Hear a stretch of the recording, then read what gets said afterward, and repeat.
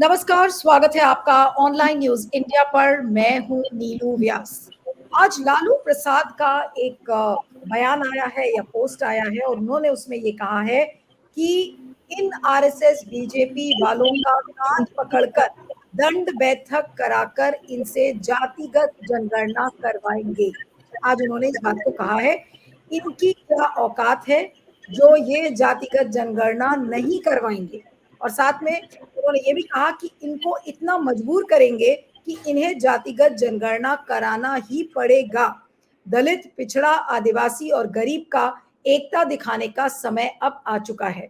और उसमें hashtag caste census का है, रिजर्वेशन, शो मोर, कई चीजें इसमें उन्होंने कही हैं। और ये ठीक एक दिन बाद, अगर आरएसएस के सुनील अंबेकर का बयान याद करें तो कल ही उन्होंने कहा कि जातिगत जनगणना करानी चाहिए। ये एक बहुत संवेदनशील मुद्दा है, इसको हल्के में नहीं लेना चाहिए और इस पर राजनीति नहीं होनी चाहिए। तो एक दिन सुनील अंबेकर का बयान आता है और उसके ठीक अगले दिन लालू प्रसाद ये कहते हैं कि बीजेपी और आरएसएस को हम कान पकड़कर उठक बैठक करवाएंगे, इनको जातिगत जनगणना करनी ही पड़ेगी। तो क्या वाकई में बीजेपी और भागवत के लिए, मोहन भागवत के लिए एक नई मुसीबत खड़ी हो गई है कि जातिगत जनगणना एक ऐसी चीज है, ना निगलते बन रहा है और ना ही थूकते बन रहा है। तो आज जो हम सवाल खड़ा कर रहे हैं कि बीजेपी आरएसएस को कान पकड़कर उठक बैठक करवाएंगे लालू यादव, और क्या ये एक बड़ी चुनौती जातिगत जनगणना पर खड़ी कर दी है विपक्ष ने, और जो लालू जी का कहना है क्या उसके वजह से मोदी और मोहन भागवत के लिए एक नई मुसीबत खड़ी हो गई है और क्या उनके पसीने इससे छूटेंगे। हमारे साथ 4 वरिष्ठ मेहमान हैं इस समय। आपका परिचय करवाते हैं। विवेक देशपांडे, वरिष्ठ पत्रकार, पॉलिटिकल कमेंटेटर, नागपुर से जुड़ रहे हैं, आरएसएस को बहुत क्लोजली फॉलो करते हैं। विवेक, आपका स्वागत है।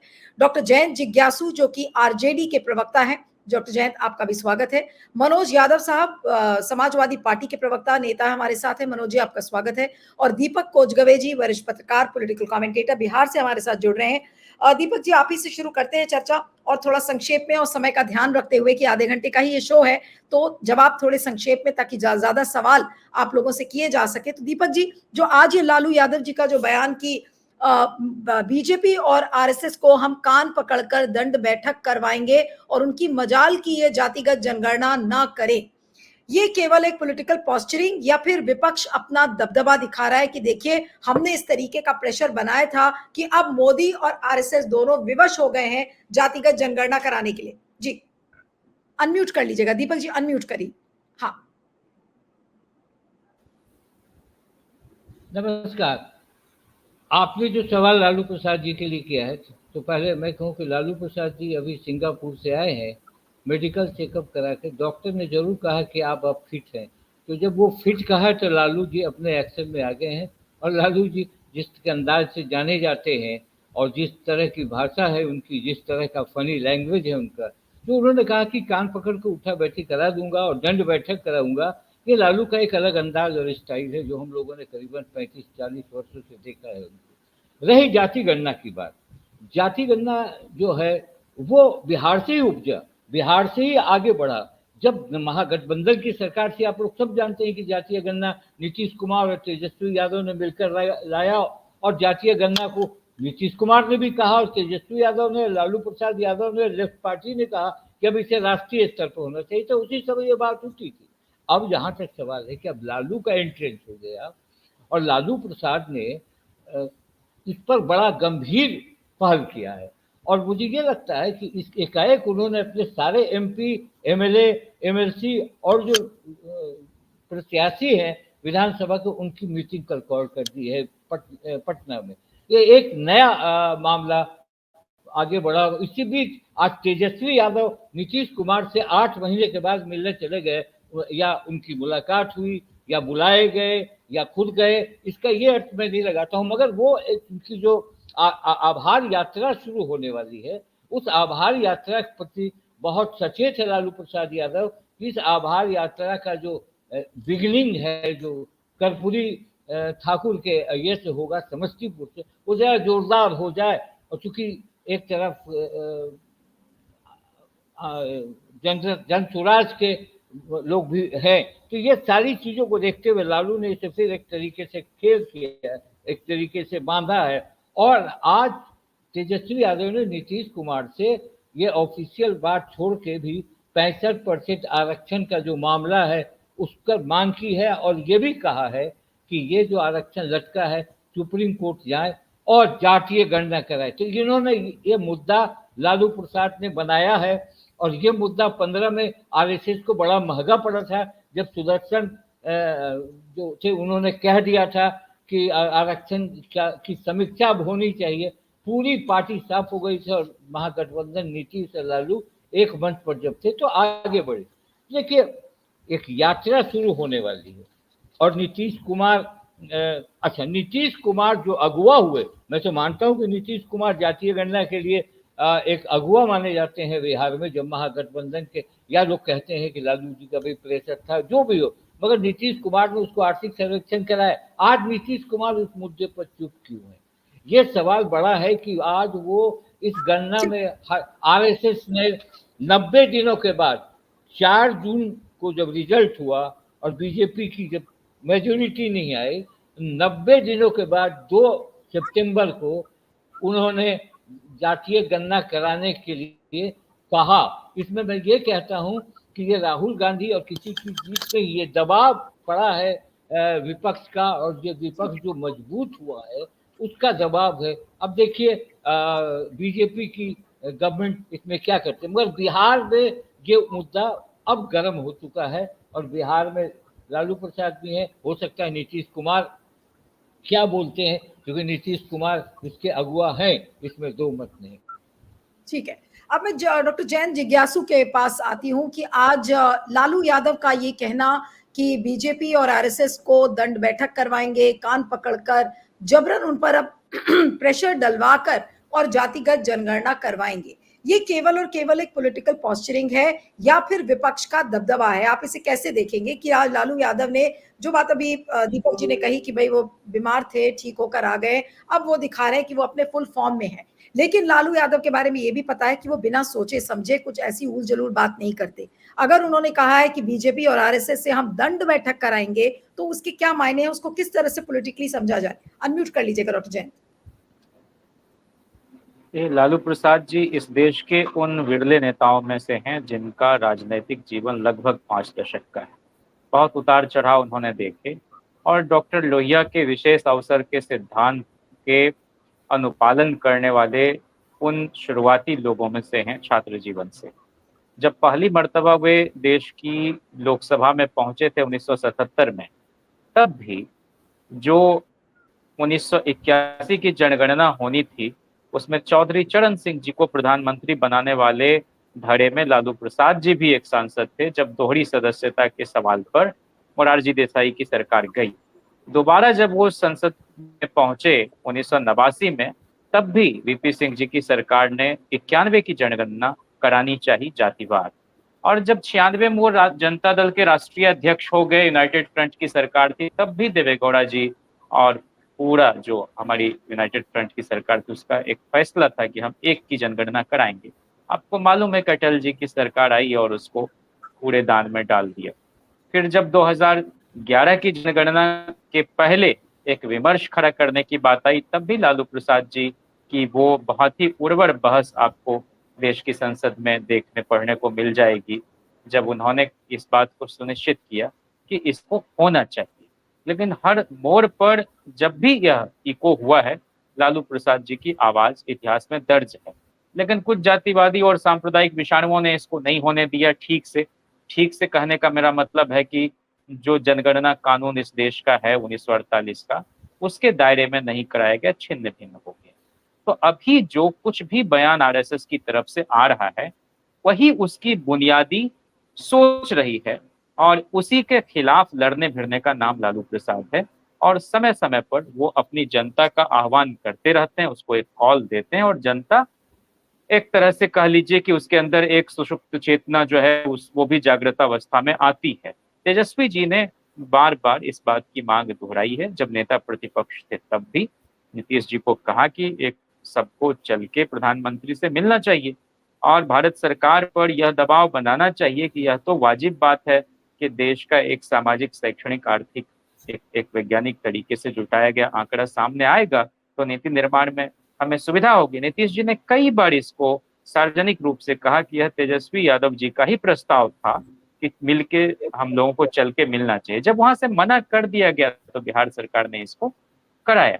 अब है कि भाई कराया तो उस आंकड़े को किसी लेबोरेटरी में तो नहीं डाल के रखा जाएगा ना अजायब घर में, उसका कुछ इम्प्लीकेशन होगा और उस इम्प्लीकेशन के तहत ही सारे वर्ग के लोगों की नुमाइंदगी कितनी है और किनको और विशेष अवसर दिए जाने की जरूरत है, इन सबको मद्देनजर रखते हुए बिहार में कर्पूरी जी के बाद अति पिछड़ों का आरक्षण जो लालू जी ने 12 से बढ़ाकर 14% किया, राबड़ी जी ने 14 से बढ़ाकर 18% किया, हम लोगों की का राष्ट्रीय जनता दल जब सरकार में शामिल हुआ तो ये जातिवार जनगणना भी हो पाई और आरक्षण भी बढ़ा के हमने उसका 25% कर दिया, दलितों का 16 से बढ़ाकर 20 कर दिया, आदिवासी का 1 से बढ़ाकर 2 कर दिया और इसी तरह से हमने पिछड़ों का आरक्षण भी बढ़ाया।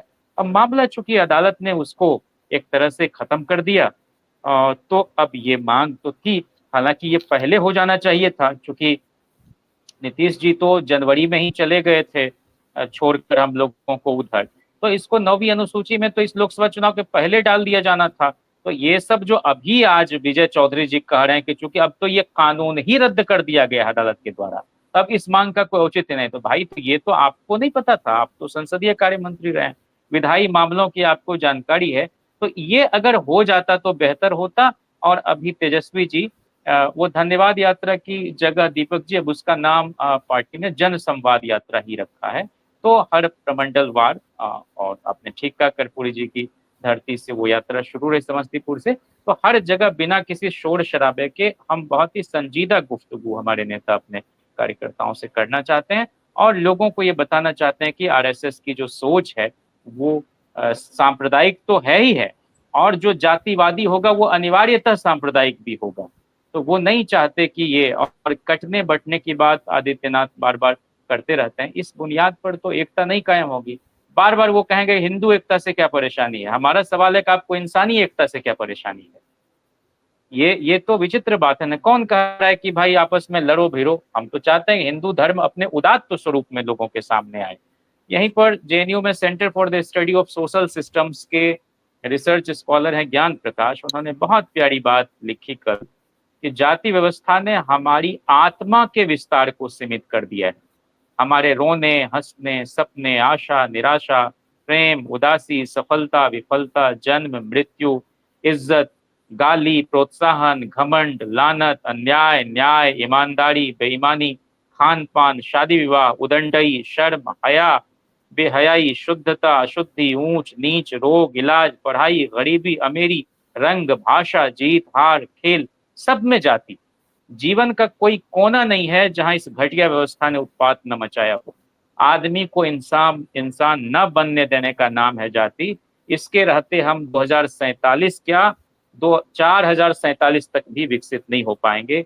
इस व्यवस्था का नाश हिंदुस्तान में मनुष्यता की बहाली की अनिवार्य शर्त, और इसीलिए हम लोग चाहते हैं जाति अप्रासंगिक हो जाए, सबको गिनो, सबकी स्थिति का पता लगा लो और जो लोक कल्याणकारी राज्य की का दायित्व है उसका निर्वहन करो। यही तेजस्वी जी चाहते हैं, यही हमारे बड़े बड़े पुरखे सब चाह रहे थे, चाहे वो अम्बेडकर हों, पेरियार हों, फूले हों, शाहू जी महाराज हों, लोहिया हों, जयप्रकाश हों, कर्पूरी हो, जगदेव हों, वीपी सिंह जी हों, काशीराम जी हों, शरद यादव जी हों, मुलायम सिंह यादव जी हों, लालू प्रसाद जी हों, अखिलेश जी हों और तेजस्वी जी हों, या आज की तारीख में कांग्रेस के सर प्रमुख नेता राहुल गांधी जी हों।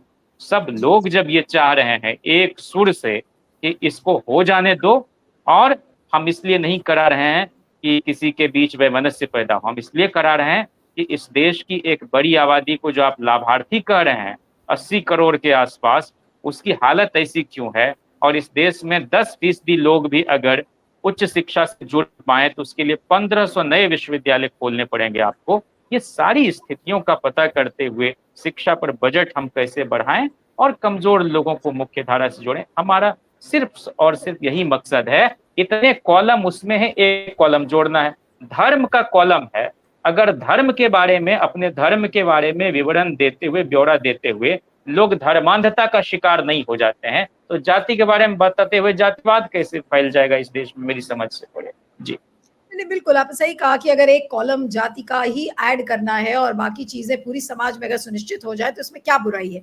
लेकिन मैं विवेक के पास आती हूँ। विवेक, अनम्यूट कर लीजिएगा। कि कल ही सुनील अम्बेकर ने जातिगत जनगणना को लेकर कहा कि बहुत संवेदनशील मुद्दा है, उस पर राजनीति नहीं करनी चाहिए। क्या इसे हम विपक्ष की एक बड़ी जीत मानेंगे कि अगर अब आरएसएस भी उसी सुर में बात करने लगा है और वो ये कह रहा है कि जातिगत जनगणना कराना चाहिए, जबकि उनको इंटरनली और फंडामेंटली ये माना जाता है कि वो इन सारी चीजों से बिल्कुल अलग हैं, वो चाहते ही नहीं इस तरीके से। लेकिन अगर आज आरएसएस के सुनील अम्बेकर मजबूर हुए, और मैं मजबूरी कहूंगी कि वो मजबूर हुए इस चीज को लेकर बोलने के लिए, तो क्या ये एक विपक्ष की बड़ी जीत है? जी विवेक। जी नीलू, विपक्ष की जीत तो है, लेकिन मुझे लगता है ये बहुत ही एक छोटा सा नजरिया है इस पूरे प्रकरण को देखने का। ये एक बहुत बड़े पर्सपेक्टिव में देखने वाली बात है, और वो पर्सपेक्टिव ये है कि इस देश में 1925 से जो हो रहा है वो दो फ्रंट्स पर हो रहा है। एक तो एंटी माइनॉरिटिज्म यानी अल्पसंख्यक लोगों के खिलाफ एक मोर्चा खुला है, और ये मोर्चा बड़े ही इनहेरेंटली, मतलब ये इसमें अंतर्निहित है कि आप एक हिंदू यूनिटी बनाइए जो आर्टिफिशियल हो, जिसमें सामाजिक न्याय की जो लड़ाई है उसको बैकबर्नर पे रखा जाए और पहले हम सबको मिलकर माइनॉरिटीज के साथ में लड़ना है। ये एक उद्देश्य लेकर आरएसएस की स्थापना हुई, और आरएसएस का दुर्भाग्य यह था कि उस समय, उसी समय बिल्कुल 1925 से के आसपास के समय ही सामाजिक न्याय की लड़ाई भी बड़ी बुलंद तरीके से इस देश में शुरू हुई थी। फुले जी थे, अंबेडकर जी थे, और पूरे देश में इस तरह के बड़े बड़े नेता उस समय सामाजिक न्याय की लड़ाई लड़ रहे थे। तो आरएसएस के सामने दो चैलेंजेस थे। एक तो माइनॉरिटी के खिलाफ जो उनका कैंपेन है उसको सक्सेसफुल करना है, और जो सामाजिक न्याय की लड़ाई है उसको अपने अंदर लेके उसको दबाकर एक आर्टिफिशियल हिंदू यूनिटी, उनको इस बात का डर दिखाकर कि आपकी असली लड़ाई है सामाजिक न्याय की लड़ाई नहीं है, उसको हम बाद में देख लेंगे, आपकी असली लड़ाई जो है वो इस देश के माइनॉरिटीज के साथ में है। उस तरह से उनकी किताबों में लिखा भी है। इस देश के तीन बड़े दुश्मन मुस्लिम, क्रिश्चियन और कम्युनिस्ट है, ये तो गोलवलकर ने उनकी किताब में लिखा है। तो इस तरह का एक डर दिखाकर सारे हिंदू समाज को एक साथ लाने की ये जो कोशिश थी, उसमें सामाजिक न्याय की जो लड़ाई है उसको दबा दिया गया, उसको बैकबर्नर पे रखा गया। मंडल के समय में वो पहला चैलेंज आरएसएस और संघ परिवार की जो आइडियोलॉजी है और जो उनका कार्यकलाप है, उनके सामने सबसे बड़ा चैलेंज मंडल के रूप में पहले 80 के दशक में सामने आया। उसको उन्होंने कमंडल से काउंटर करके उस सामाजिक न्याय की लड़ाई को वहीं पर खत्म कर दिया, और पूरे ये जो ओबीसी और दलित, आदिवासी और ये सारे लोगों को बरगलाया, उनको बहकाया, और उनको अपनी इस नकली झूठ मूठ की अनावश्यक एंटी माइनॉरिटी वाली लड़ाई में उलझा दिया। और उसका परिणाम यह हुआ कि पिछले 30-35 साल से ये सारा जो समाज है, जिसकी असली लड़ाई हिंदू समाज के अंदर है, जिसकी असली लड़ाई सामाजिक न्याय की लड़ाई है, उनको अपनी लड़ाई वो भूल गए, और ये जो नकली लड़ाई है, ये जो अनावश्यक लड़ाई है, उस लड़ाई में ये उलझ गए, इनके साथ में जुड़ गए। और एक क्रिटिकल मास हिंदू समाज का क्रिटिकल, वो माइनॉरिटी में है, वो 37% जो वोट किया उन्होंने, उनमें से 37% लोगों ने बीजेपी को वोट दिया है। तो वोट ही मेरे ख्याल से कुछ 65 करोड़ लोगों ने किया है, जबकि एलिजिबल वोटर्स हमारे 98 करोड़ है। तो समझ लीजिए कि 2/3 लोगों ने ही मत दिया है, और उसमें से भी 37% लोगों ने इनको मत दिया है। तो समझ लीजिए कि पूरे भारत के पॉपुलेशन में इनको 20-22 करोड़ से ज्यादा लोग नहीं चाहते हैं आज भी। तो एक बहुत बड़ा तबका हिंदू समाज का ऐसा है जो इनको नहीं चाहता है, इनकी पॉलिसीज को, इनके आइडियोलॉजी से इत्तेफाक नहीं रखता। तो वो जो समाज है उसको अपनी जो असली लड़ाई है, वो लड़ाई उनकी हिंदू समाज के अंदर की सामाजिक न्याय की, उसको भुला देने पर मजबूर किया ये इस नकली अनावश्यक लड़ाई ने। लेकिन अब पिछले 10 साल में जिस तरह से राजनीति हुई है मोदी जी के नेतृत्व में, उसके चलते उसका एक नेचुरल एक कॉन्सिक्वेंस, एक नेचुरल नैसर्गिक परिणाम के रूप में सामाजिक न्याय की लड़ाई फिर एक बार सतह पर आई है, फिर एक बार जोर पकड़ा है उसने। और ये एक बहुत ही ऐतिहासिक अपॉर्चुनिटी है, हिस्टोरिकल अपॉर्चुनिटी है। मंडल के समय वो अपॉर्चुनिटी हम लोगों ने लूज कर दी थी। इस अपॉर्चुनिटी को भी लूज नहीं करना है, इस अपॉर्चुनिटी को सीज करना है। और ये जो कम्युनलिज्म वाला एजेंडा है, वो जो पॉइजन है, उसका एक केवल ये एंटीडोट ही नहीं है, सामाजिक न्याय की लड़ाई केवल उसका एक एंटीडोट ही नहीं है, लेकिन वो एक असली लड़ाई है, जिस लड़ाई को इन्होंने लोगों को भुला दिया था। तो उस लड़ाई की फिर से एक बार लोगों को अपनी याद आई है, और उस लड़ाई में वो फिर से एक बार जुड़ गए हैं, उसके साथ में जुड़ गए हैं ये सारे तबके। ये एक बहुत अच्छी बात है, बहुत ही ऐतिहासिक एक टर्न भारत के राजनीतिक और सामाजिक जीवन को मिला है। और आरएसएस इससे बहुत आहत है, आरएसएस इससे बहुत परेशान है, क्योंकि जिस बात को उन्होंने दबा दिया था, वो बात फिर एक बार सतह पर आई है। आप ज्यादा दिन तक उसको दबा नहीं सकते। मंडल के बाद अभी 30 साल में फिर एक बार वो सामाजिक न्याय की लड़ाई ऊपर आई है। तो ये है आरएसएस की असली चिंता। ये है हिंदुत्व के जितने भी फोर्सेस थे, केवल आरएसएस नहीं, हिंदुत्व को मानने वाले जो भी है, वो सारों के सामने ये बहुत बड़ा चैलेंज खड़ा हो गया है। और ये चैलेंज खड़ा किया है उन्हीं लोगों ने। अब देखिए, लालू प्रसाद यादव अगर ये बात कहेंगे तो नीतीश कुमार को कहनी ही पड़ेगी, चंद्रबाबू नायडू को कहनी ही पड़ेगी। ये बहुत अच्छा हुआ। अब ये सारे फोर्स, अब इस मुद्दे पर कोई कारण ही नहीं है, कोई हिम्मत नहीं है नीतीश कुमार की और टीडीपी की कि वो सरकार के साथ में खड़े हो। अगर सरकार ने जातिगत जनगणना करने से इनकार कर दिया तो कोई हिम्मत किसी तरह से भी नीतीश कुमार और टीडीपी की हिम्मत नहीं होगी, उनको जातिगत जनगणना के पीछे ही खड़ा रहना पड़ेगा। और तब जाकर मोदी सरकार की मुश्किलें और बढ़ेगी, संघ परिवार की मुश्किलें और बढ़ेगी। इस ऐसी ऐतिहासिक अपॉर्चुनिटी को सीज करने की, ताकि संघ परिवार का जो कम्युनल पॉइजन का एजेंडा है उसको भी डिफीट किया जाए, और जो बचा हुआ सामाजिक न्याय की जो लड़ाई है, जो बकाया लड़ाई है, जो 80 के दशक से नहीं, हजारों सालों से पड़ी है, बैक बर्नर पे पड़ी है, उसको सामने लाकर उस लड़ाई सक्सेसफुल करने का ये अपॉर्चुनिटी, इसको सीज करने की जरूरत है। नीलू जी, ठीक है। अब मैं मनोज यादव जी के पास आती हूँ कि जो बात अभी कमंडल और मंडल की हो रही थी, तो क्या मनोज यादव जी आपको ऐसा लगता है कि इस समय जो कमंडल की राजनीति है वो अब अपनी आखिरी सांसें गिन रही है, और अब मोदी जी मजबूर होंगे कि जातिगत जनगणना करवाएं, जितना जातियों के सवाल से वो दूर भाग रहे थे, अब उनके लिए एक ऐसी चुनौती खड़ी हो गई है जहां पर उनको ये सारी बातें न चाहते हुए भी करनी पड़ेगी। अब कल आरएसएस ने मजबूरी में कहा, चाहे जैसे भी कहा, लेकिन उन्होंने अगर ये कहा कि जातिगत जनगणना का एक ऐसा सवाल है जिससे हम दूर नहीं भाग सकते, एक बहुत संवेदनशील मुद्दा है, तो आप इसे कैसे देखेंगे कि क्या अब आने वाले दिनों में जातिगत जनगणना मान लीजिए मोदी जी करवा भी देते हैं, तो क्या ये एक बड़ी चुनौती अब आरएसएस और मोदी के सामने?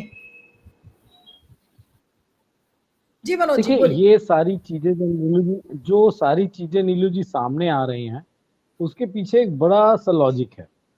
बीजेपी इस वक्त पूर्ण रूप से बढ़ चुकी है, चाहे बीजेपी, आरएसएस और उत्तर प्रदेश बीजेपी, सबका लगभग बंटवारा हो चुका है। वो ऊपरी सतह में बढ़ता हुआ नहीं दिख रहा है, लेकिन अगर हम देखेंगे तो निचले और तहखाने में तो वो पूरी दरार पड़ चुकी है।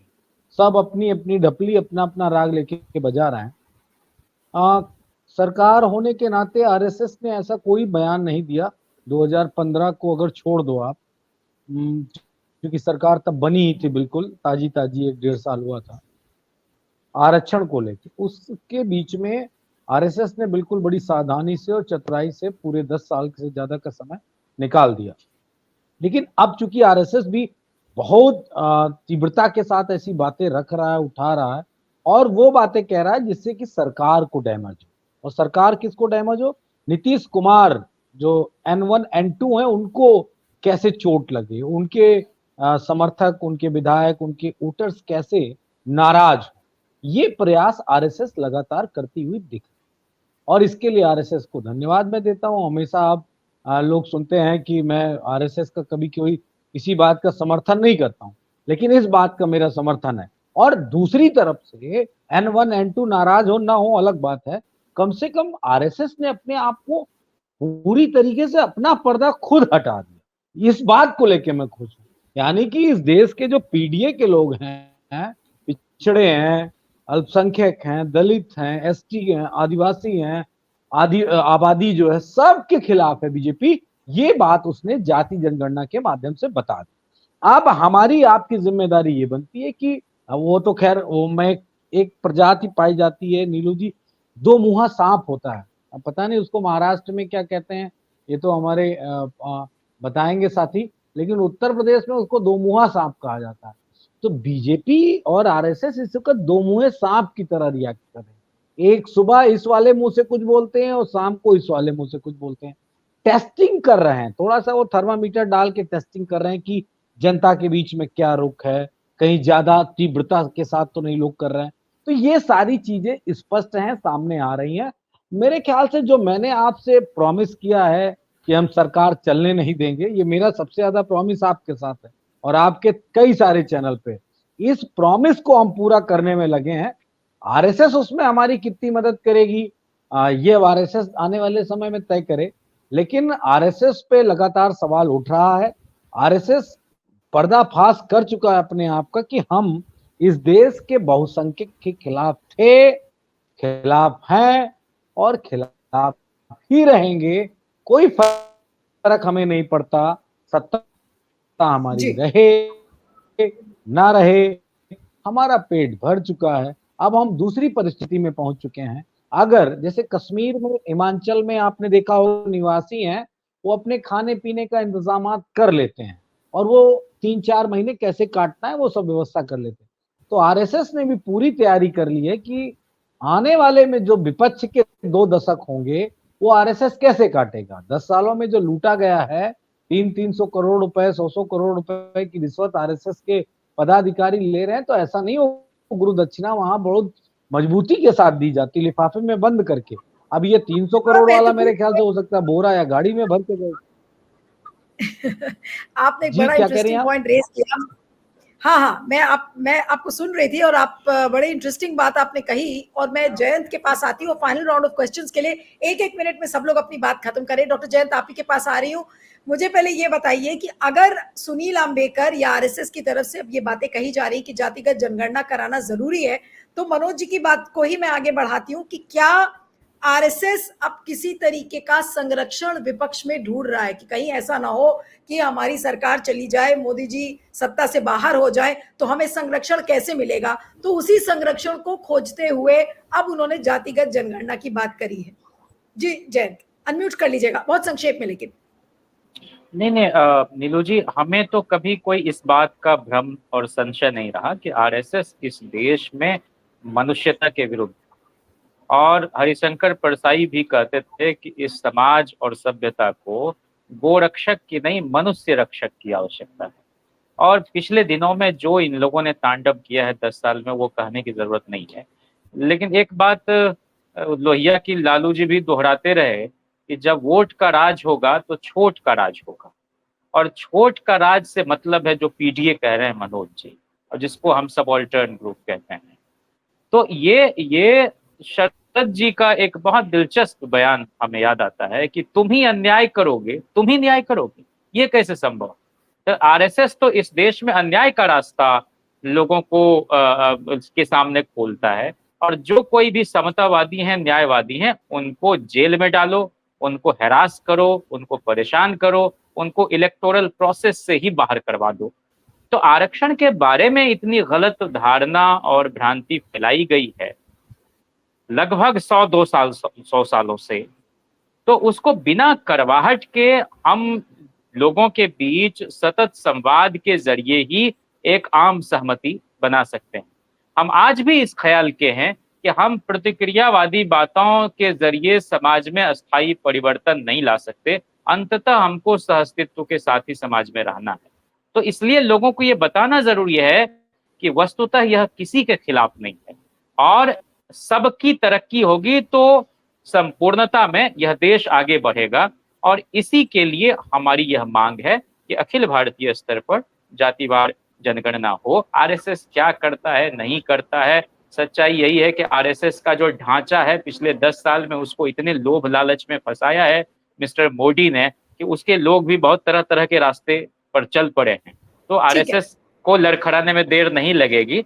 फिर भी हम दूसरे के घरों पर क्या बोलें, हमारा अपना घर बहुत मजबूत है आज की तारीख में, और हम इस बंद मुट्ठी को खोलने नहीं देंगे, और 5 साल की मियाद सरकार नहीं पूरा करेगी, जैसा मनोज जी ने भी कहा और लालू जी तो कहते ही हैं कि भाई ये सरकार अपने अंतर विरोधों की मौत मरेगी। जी ठीक है। विवेक, अब अनम्यूट कर लीजिएगा कि जो बात आज लालू ने कही कि हम कान पकड़कर दंड बैठक कराएंगे मोदी और आरएसएस से, कहीं वो ऐसा तो नहीं कि वो दिन बहुत जल्दी अब दिख रहा है सामने शीशे में बिल्कुल साफ तरीके से? बहुत संक्षेप में। हाँ जी नीलू, ये अपोजिशन पर डिपेंड करता है। राहुल गांधी सामाजिक न्याय के मुद्दे पर पिछले 2 साल से चल रहे हैं, अभी सारे उसमें जुड़ रहे हैं। और देखिए, उन्होंने जो ब्यूरोक्रेट्स की कास्ट के बारे में रेफरेंस दिया था पार्लियामेंट में, उसके खिलाफ बहुत लोग बोले, इंटेलेक्चुअल लोग भी बोले कि ये ठीक तरीका नहीं है।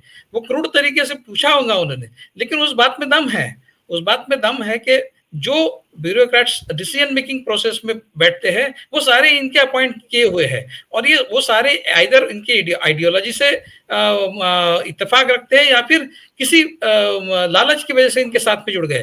तो either of the two cases इनको पिन डाउन करना बहुत जरूरी था, ऐसे ब्यूरोक्रेट्स को पिन डाउन करना बहुत जरूरी था, वो उन्होंने किया। वो दिखने के लिए क्रूड था। तो राहुल गांधी जिस जोर शोर के साथ में सामाजिक न्याय की लड़ाई को आगे ले जा रहे हैं, उसमें लालू प्रसाद यादव जैसे लोग और बाकी सारे लोग उसमें जुड़ जाए, वो सब मिलकर एक, जिसको अंग्रेजी में फोर्स टू रेकन विद कहते हैं, ताकत बन जाएगी।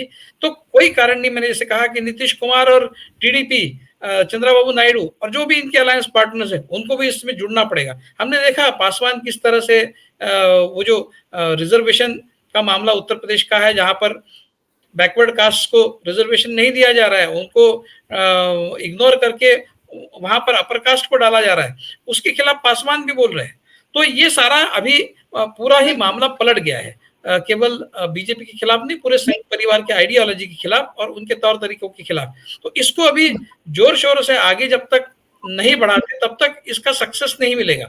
इसको अभी इसी को बहुत जबरदस्त तरीके से भूनने की जरूरत है, और ये अपोजिशन अगर करेगा तो मुझे लगता है कि बीजेपी का और संघ परिवार का केवल कम्युनल एजेंडा ही उससे ध्वस्त नहीं होगा, उससे जो एक जरूरी सामाजिक न्याय की प्रक्रिया है हिंदू समाज के अंदर, वो भी फिर से एक बार नए सिरे से शुरू होगी।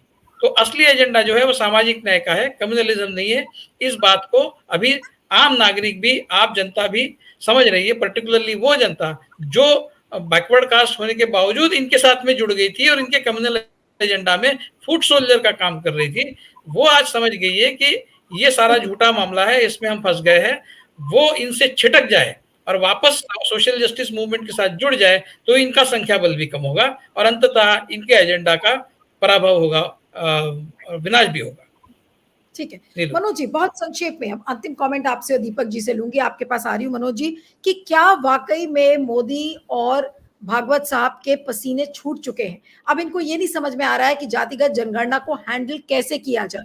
हाँ भी करते हैं, ना भी करते हो। जो बात आप कह रहे थे कि भाई जो दो मुंह का जो सांप होता है उसकी तरह कुछ कुछ ऐसी हालत हो रही है, तो क्या वाकई में जातिगत जनगणना ही वो एक ऐसा मुद्दा है जो मोदी और आरएसएस दोनों को ध्वस्त कर देगा आने वाले दिनों में? देखिए नीलू जी, ध्वस्त तो लगभग हो चुके हैं। ये राजीव कुमार जो आरएसएस, वो बैठे हैं आरएसएस के स्लीपर सेल चुनाव आयोग में, उनके दम पे ये अपना 40-50-100 जो है वो बढ़ा ले गए। लेकिन ध्वस्त तो इंडिया अलायंस ने कर दिया, देश की जनता ने कर दिया। और अभी हमारे साथी ने जो बताया कि इतने % वोट इनको मिला है, तो बड़ी आबादी 150 करोड़ का देश लगभग पहुंचने वाला है, सराउंडिंग टू 140 के आसपास है। तो वहां 22 करोड़ वोट आपको मिला, तो इसका मतलब आपके पास कुछ बहुत बड़ा नंबर नहीं है। ध्वस्त हो चुके हैं, जो बचा है उसको तमाम लोग ध्वस्त करेंगे, क्योंकि इस देश में पूरी तरीके से जो हिंदुज्म और हिंदुत्व और भगवान और मंदिर और पता नहीं उसकी जो लड़ाई थी, वो लगभग अपने खात्मे की तरफ पहुंच गई है। अब सिर्फ एक चीज बचा है कि इस देश में आम आदमी का जीवन खुशहाल कैसे बने, उसके लिए इंडिया अलायंस के सभी साथी नीलू जी बड़ी मजबूती से काम कर रहे हैं।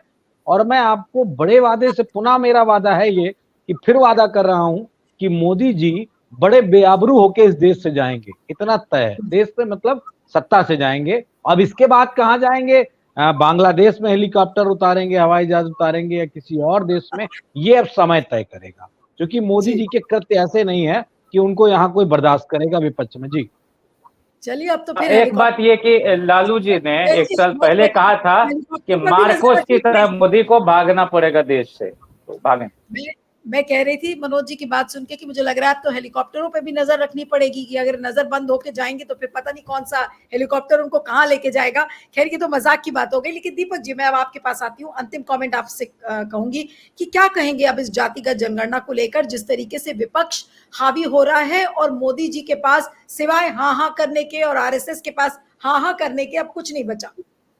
बहुत संक्षेप में, बहुत संक्षेप में हाँ, संक्षेप में बताना होगा। ये आपने जो कहा, ये जो विपक्ष है, विपक्ष की एक मांग है जातीय गणना, और ये मांग तेज हो चुकी है। और इस मांग में अब विपक्ष, मुझे नहीं लगता है कि पीछे जाएगा। और ऐसा की स्थिति नरेंद्र मोदी और उनके मंत्रिमंडल की है कि वो क्या करेंगे। RSS ने भी उनको कहा कि जाओ ये काम करवा लो, करना चाहिए RSS की तरफ से। तो RSS और बीजेपी के रिश्तों को भी देखना पड़ेगा कि क्या ये रिश्ते क्या कहते हैं, कि भाई एकाएक RSS राहुल गांधी और विपक्ष की मांग का आंशिक समर्थन करता है, ये कहता है कि नहीं इसका होना चाहिए, मगर ये चुनाव कार्यों में नहीं लेना चाहिए। उन्होंने उदाहरण भी दिया कि एक घर में 3 बच्चे, दूध कम और एक बीमार आदमी है, तो पहले तो दूध बीमार को ही दिया जाएगा। और हमें लगता है कि एक, जैसे चिराग पासवान ने क्या कहा, आरक्षण जातीय गणना होना चाहिए, पब्लिक नहीं होना चाहिए, पब्लिक नहीं होना चाहिए। तो ये पब्लिक नहीं होना चाहिए तो फिर आरक्षण क्यों होना चाहिए, नहीं होना चाहिए। तो इसलिए कुछ ऐसे भी बम, छोटे छोटे पटाखे आएंगे कि पब्लिक न हो और हम करा दिए भाई ये आरक्षण हो गया, और हम उस हिसाब से अपना जो नौकरी। मनोज जी कुछ कहना चाह रहे हैं। दीपक जी, मनोज जी कुछ कहना चाह रहे हैं, फिर मैं प्रोग्राम को खत्म करूंगी। जी मनोज जी, जल्दी से, हाँ बोलिए। देखिए, वो बयान जो दीपक जी ने, बिल्कुल वो बात स्पष्ट है। वो सबसे कमजोर बच्चा जिसको दूध देना था वो अडानी था, वो सबसे कमजोर था। RSS की तरफ से जो विवेचना हुई, जो बीजेपी की तरफ से, इस कमजोर बच्चे को ही दूध दिया गया। अब वो हष्ट-पुष्ट हो गया है। अब देश के मजलूम किसान बच्चों को बहुत कुछ देने की आवश्यकता है और वो हम देने जा रहे हैं। जी चलिए, अब देखना होगा कि जातिगत जनगणना पर क्या होता है। लेकिन अब RSS भी कूद गया है बीजेपी की तरफ से, और कि जातिगत जनगणना होनी चाहिए। अब मोदी जी क्या स्टैंड लेंगे, और विपक्ष तो इस मुद्दे पर हावी है ही। तो क्या ये जातिगत जनगणना मोदी जी और RSS दोनों के लिए एक गले की हड्डी के रूप में साबित होगा आने वाले दिनों में? इस पर निगाहें टिकी होंगी। आप सभी का बहुत बहुत शुक्रिया, Deepak Kojagwe ji, Vivek, Manoj ji, doctor Jayant, thank you so much for joining. Thank you very much.